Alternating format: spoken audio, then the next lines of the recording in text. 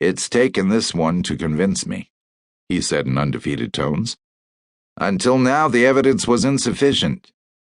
"No evidence, but no guts either," she said, disgusted. "I don't know why you're crowing so loud," he said. "Minnie is coming with our omelets," she said in the voice of a prissy schoolmarm, "and I propose we eat before we discuss." Ah, that was it. Delia was plain hungry. Meekly Abe ate. Luigi's summer cook produced superb Western omelets, and Delia hadn't grown tired of them yet, which didn't mean Abe's mental chart of Delia could stay unamended. The real problem was, did he modify clothes, color, or food, and how much ought he to cross-index? A very complicated mental chart, Delia's. The eating dealt with, Delia leaned forward, her bright brown jewels of eyes glittering. "Enlighten me," she commanded. Abe began. "Same as James Doe. Gus has named him Jeb Doe until he's identified, if he ever is. I know you maintain James Doe was related to the 4 earlier bodies, but decomposition did not permit any positivity, whereas Jeb Doe does." His cigarette kindled, he inhaled with obvious pleasure. "Gus hasn't posted Jeb yet, but the preliminary examination is uncannily like James. The body was found on Willard, 2 blocks farther out than Caterby, where Little San Juan is taken to dumping trash. No apparent cause of death except that starvation sure played a part in it. His testicles had been removed some weeks prior to death." "Cause of death will be starvation," Delia said confidently. "And the perpetrator is a multiple murderer. You must admit that now. Jeb and James Doe are preceded by 4 John Does, whose bones we've found. My guess is that there are a lot more than 4.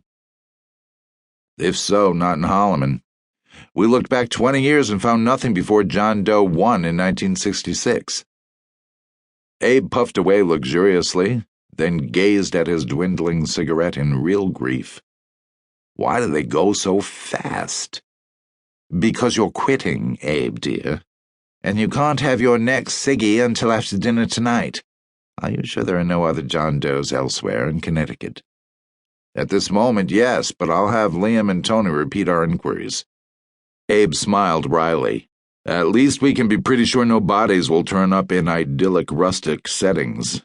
Yes, this chap definitely thinks of his victims as garbage the moment they're dead." Delia put her hand on Abe's arm when he rose to go. "No, let's stay here a moment more, please. I love the air conditioning." Abe sat with the alacrity of a trained husband. "It's cool, yeah, but the smoke torments me," he said plaintively. She gave a mew of exasperation. "I love you dearly, Abraham Samuel Goldberg, but you have to get through kicking the habit.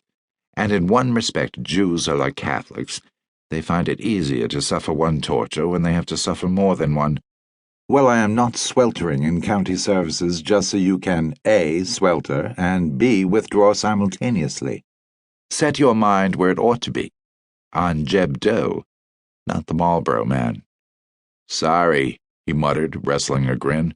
"If Jeb Doe's cause of death is starvation, then we know that the last 2 Does were definitely starved to death, as well as emasculated. In turn, it suggests an M.O. for all of them. Gruesome."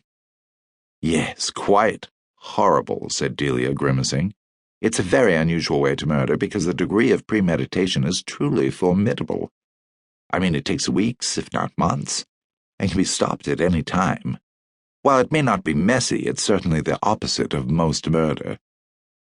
"You mean it's colder than ice, harder than steel?" "Yes. Whereas murder of its very nature suggests passion and rage," said Delia, frowning.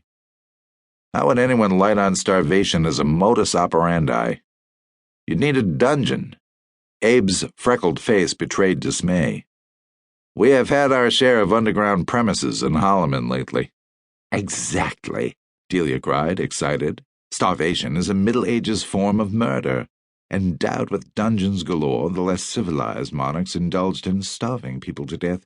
Aunt Sophonisba offended the king, and the king threw her into a dungeon where, oh, how could it have happened? They forgot to feed her. However, the victims were almost always